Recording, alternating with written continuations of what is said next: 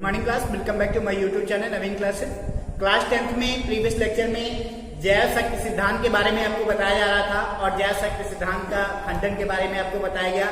उसके बाद में जो है आज का जो टॉपिक हम लोगों का वो है क्लासिफिकेशन ऑफ ऑर्गेनिक कंपाउंड। इसको जो है जो ऑर्गेनिक कंपाउंड है उनका क्लासिफिकेशन के बारे में आज को आपको पढ़ना है। इसके जो है कैरेक्टरिस्टिक आपको बता दिए गए थे प्रीवियस लेक्चर में ऑर्गेनिक कंपाउंड के। तो आज आपको पढ़ना है ऑर्गेनिक कंपाउंड का क्लासिफिकेशन पढ़ना है, जिसके अंतर्गत आप जो है देखेंगे जो कार्बनिक यौगिक है वो जो है क्या होते हैं, दो भागों में डिवाइड होते हैं। एक तो होते हैं खुली श्रृंखला वाले यौगिक जिनको अचक्रीय यौगिक भी कहते हैं, और जो दूसरे होते हैं इनको क्या कहते हैं, बद्ध श्रृंखला वाले यौगिक या इनको क्या कहते हैं, चक्रीय यौगिक कहते हैं। फिर क्या होता है बेटा, जो खुली श्रृंखला वाले यौगिक या जो अचक्रीय यौगिक होते हैं ये तीन भागों में डिवाइड होते हैं, एल्केन, एल्कीन और एल्काइन में। तो आप बताएंगे जो खुली श्रृंखला वाले जो यौगिक हैं या जो अचक्रीय जो यौगिक हैं वो तीन भागों में डिवाइड होते हैं, एल्केन, एल्कीन और एल्काइन। एक एक के बारे में आपको जो है अभी बताया जाएगा। उसके बाद में देखेंगे जो बंध श्रृंखला वाले जो यौगिक हैं वो क्या होते हैं, दो भागों में डिवाइड होते हैं। एक तो होता है समचक्रीय यौगिक और दूसरे जो होते हैं इनको बोलते हैं विषम चक्रीय यौगिक कहते हैं। और फिर क्या होता है, जो समचक्रीय जो यौगिक होते हैं वो फिर से क्या होते हैं, दो भागों में डिवाइड होते हैं।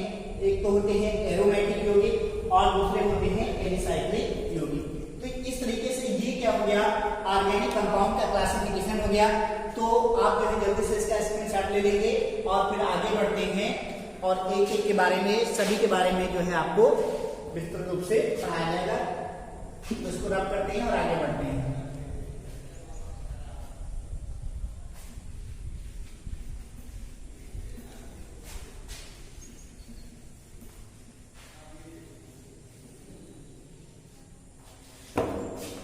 हेडिंग डालेंगे हाइड्रोकार्बन।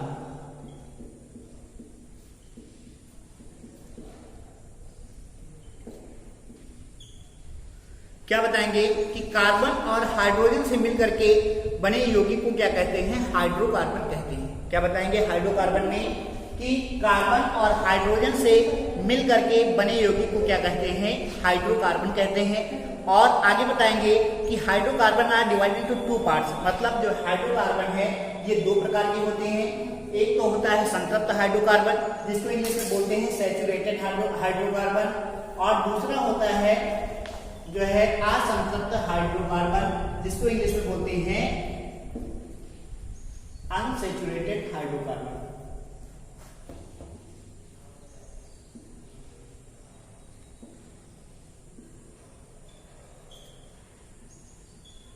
तो अब देखेंगे कि सैचुरेटेड या संतृप्त हाइड्रोकार्बन क्या होता है और असंतृप्त या अनसैचुरेटेड हाइड्रोकार्बन क्या होता है।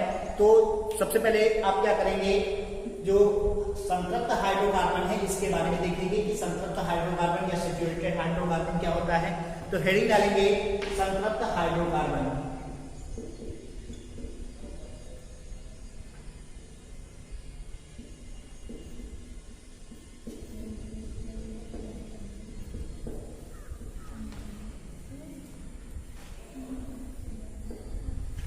क्या बताएंगे संतृप्त हाइड्रोकार्बन में कि वे हाइड्रोकार्बन जिनमें कार्बन परमाणु की श्रृंखला केवल एकल बंधों द्वारा जुड़ी होती है। क्या बताएंगे, वह हाइड्रोकार्बन जिनमें जो है जो कार्बन परमाणु की जो श्रृंखला होती है वो क्या होती है, एकल परमाणुओं द्वारा जुड़ी होती है। इस प्रकार के कार्बन को हम क्या कहते हैं, संतृप्त हाइड्रोकार्बन कहते हैं। बात क्लियर हो गई। क्या बताएंगे संतृप्त हाइड्रोकार्बन में कि वह हाइड्रोकार्बन जिनमें कार्बन परमाणुओं की श्रृंखला एकल परमाणुओं द्वारा या एकल बंधों द्वारा जो है जुड़ी होती है उसे हम क्या कहते हैं, संतृप्त या सैचुरेटेड हाइड्रोकार्बन कहते हैं। आगे बताएंगे कि इसे एल्कीन या पैराफिन भी कहते हैं। क्या बताएंगे कि इसे जो है एल्केन या पैराफिन भी कहते हैं या जो है इसे एल्केन समूह भी कहते हैं। तो ये तो क्लियर हो गया संतृप्त हाइड्रोकार्बन क्या होता है। एक बार फिर से देख लेंगे कि वह हाइड्रोकार्बन जिनमें कार्बन परमाणु की श्रृंखला एकल बंधों द्वारा जुड़ी होती है, इस प्रकार के हाइड्रोकार्बन को क्या कहते हैं, संतृप्त हाइड्रोकार्बन कहते हैं। आगे बताएंगे कि इसे एल्केन या पैराफिन भी कहते हैं या इसे एल्केन समूह भी कहते हैं। आगे इसके बाद में बताएंगे कि इसका जो सामान्य सूत्र होता है वो क्या होता है बेटा, CnH2n+2 होता है। तो इतनी बात हो गई संतृप्त हाइड्रोकार्बन के बारे में कि वह हाइड्रोकार्बन जिनमें कार्बन परमाणुओं की श्रृंखला केवल एकल बंधनों द्वारा जुड़ी होती है संतृप्त हाइड्रोकार्बन कहलाते हैं। आगे बताएंगे कि इसे एल्केन या पैराफिन भी कहते हैं या इसे एल्केन समूह भी कहते हैं। इसके बाद में बताएंगे कि इसका सामान्य सूत्र जो है वो CnH2n+2 होता है। अब देखेंगे हेडिंग डालेंगे नोट, और अब देखेंगे कि किस तरीके से इस सूत्र का जो है यूज किया होता है।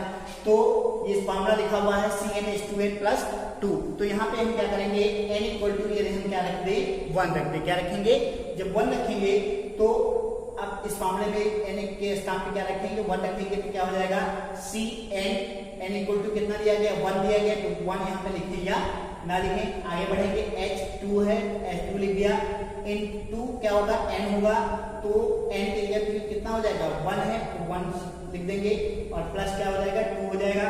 तो क्या हो जाएगा CH, और 2 1 जा 2, और प्लस 2 में 2 ऐड हो जाएगा, तो क्या हो जाएगा बेटा, CH4 बन जाएगा। ये क्या हो गया, मेथेन हो गया। ये क्या बन गया, मेथेन हो गया।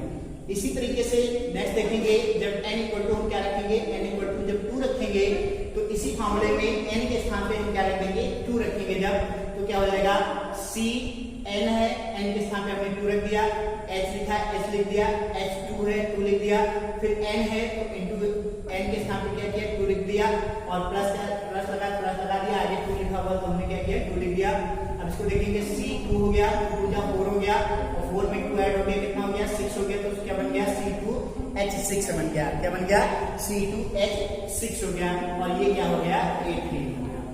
ये क्या बन गया, एथेन हो गया। इसी तरीके से जब n = हम क्या रखेंगे, 3 रखेंगे, n = हम क्या रखेंगे, 3 रखेंगे, तो क्या हो जाएगा C3H2 इंटू n के स्थान पे कितना रखेंगे, 3, और प्लस 2 है तो यहाँ पे 2 लिख देंगे। क्या हो जाएगा C3, 3 2 जा 6, और प्लस 2 कितना हो गया, 8। ये क्या बन गया, C3H8। ये क्या बन गया, प्रोपेन बन गया। तो इसी तरीके से जो है आप जो है इसको याद ध्यान में रखेंगे कि किस तरीके से इसका जो है प्रयोग होता है। तो इसको जो मैं पूरा लिख दे रहा हूं, आप लिख देंगे इसी प्रकार,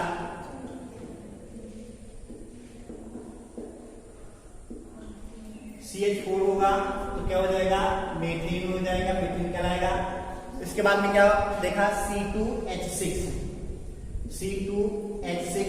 तो एथेन बन गया। फिर 10 तक पूरा देखेंगे, C3, C4, C5, C6, C7, C8, C9, C10, और यहाँ पे क्या हो जाएगा, H6 हो गया, H8 हो गया, H10 हो गया, H12 हो गया, H14 हो गया, H16 हो गया, H18 हो गया, H20 हो गया, और H22 हो गया। अब इसका फॉर्मूला कैसे बनेगा, नाम क्या होगा इनका, देखेंगे। ये क्या हो गया, मेथेन हो गया, एथेन हो गया, C3 है तो क्या हो जाएगा, प्रोपेन हो जाएगा, मतलब कार्बन 3 परमाणु है, क्या हो जाएगा, प्रोपेन हो जाएगा। C4 के लिए क्या हो जाएगा, ब्यूटेन हो जाएगा। क्या हो जाएगा, ब्यूटेन हो जाएगा। फिर C5 है तो क्या हो जाएगा, पेंटेन हो जाएगा। क्या हो जाएगा, एन इसमें जुड़ जाता है, क्या हो जाएगा, पेंटेन हो गया। फिर C6 है तो क्या हो जाएगा, हेक्सेन हो गया। फिर C7 है तो क्या हो जाएगा, हेप्टेन हो जाएगा। उसके बाद में C8 है तो 8 के लिए क्या हो जाएगा, ऑक्टेन हो जाएगा। C9 है तो C9 के लिए क्या हो जाएगा, नोनेन हो जाएगा। और C10 के लिए क्या हो जाएगा, डेकेन हो जाएगा। ये कब होगा, जब आप जब C इक्वल टू 1 रखेंगे तो मीथेन बन जाएगा। C इक्वल टू जब पूरे N इक्वल टू जब 1 रखेंगे तो मीथेन बन जाएगा। N इक्वल टू जो आप जो है क्या करेंगे, जब 2 रखेंगे तो एथेन बन जाएगा। N इक्वल टू 3 रखने पर प्रोपेन बनेगा। N इक्वल टू 4 रखने पर ब्यूटेन बनेगा। N इक्वल टू 5 रखने पर पेंटेन बनेगा। इसी तरीके से आप क्या करेंगे, इनकी N की वैल्यू जो है क्या करेंगे, आप बढ़ाते रहेंगे और ये जो है इनका नाम इसी तरीके से बनता चला जाएगा। अब ये क्या है, ये एल्केन है। अब देखेंगे एल्केन समूह है। अब इनका देखेंगे हम प्रसार। क्या देखेंगे, एल्केन समूह का प्रसार।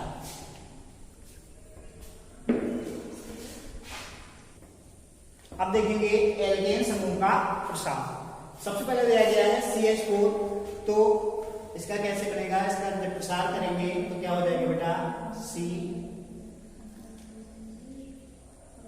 ये H यहाँ पे हो जाएगा, ये H यहाँ पे जुड़ जाएगा, ये H हो गया और ये H हो गया।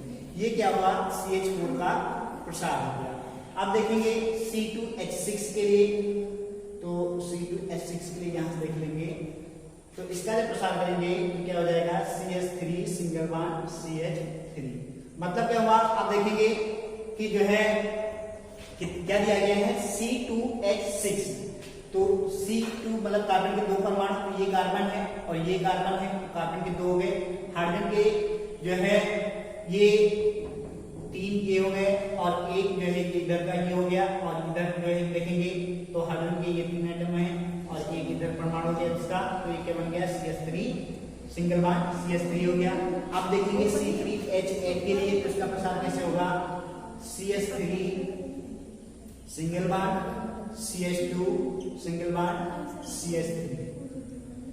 अब इसी तरीके से ब्यूटेन के लिए देखेंगे, तो ब्यूटेन का क्या प्रसार होगा, CH3 single bond CH2 single bond CH2 single bond CH3 हो जाएगा। इसमें देखेंगे कार्बन के 4 C4 है, एक कार्बन 2 3 और 4 हो गया, और जो है H10 दिया गया है, तो 3 103 ये हो गया, 3 तो 5 हो गया, 5 तो 7 और ये 3 10 हो गया। अब देखेंगे पेंटेन के लिए C5H12 का जब प्रसार करेंगे तो क्या इसका होगा प्रसार, CH3 single bond CH2 single bond CH2 फिर सिंगल बॉन्ड CH2, उसके बाद में क्या हो जाएगा, CH3 हो जाएगा। इसके बाद में हेक्सेन है, तो हेक्सेन के किस तरीके से होगा प्रसार, CH3 single bond CH2 single bond CH2 bond CH2 single bond CH2 फिर सिंगल बॉन्ड CH3 हो जाएगा। इसका प्रसार क्या है, C6H14 है, तो क्या हो जाएगा, C6 है तो 1 2 3 4 5 6 हो गया, और H14 है तो 3 2 5 5 2 7 7 2 9 9 2 11 और 11 3 14 हो गया।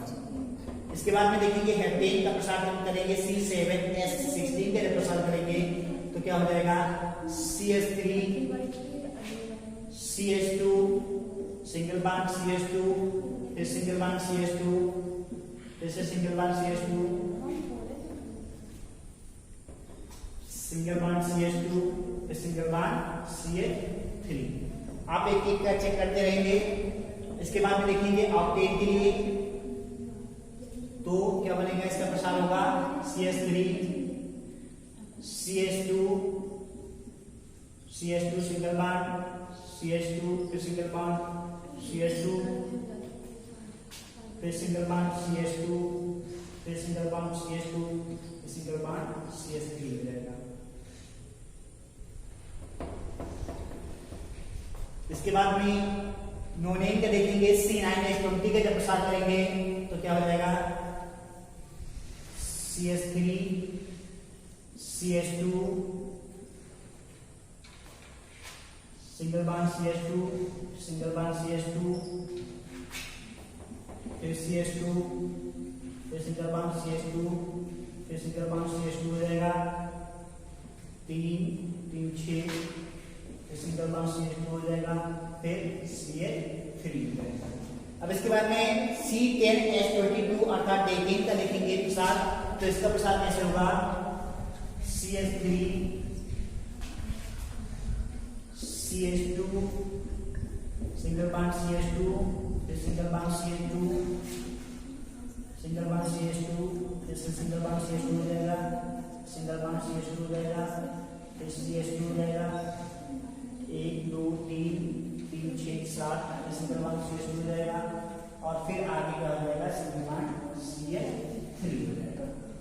अब इसका चेक कर लेंगे, C10H22 दिया गया है कार्बन के केंद्र में, तो क्या हो जाएगा, 1 2 3 4 5 6 7 8 9 और ये 10 हो गया।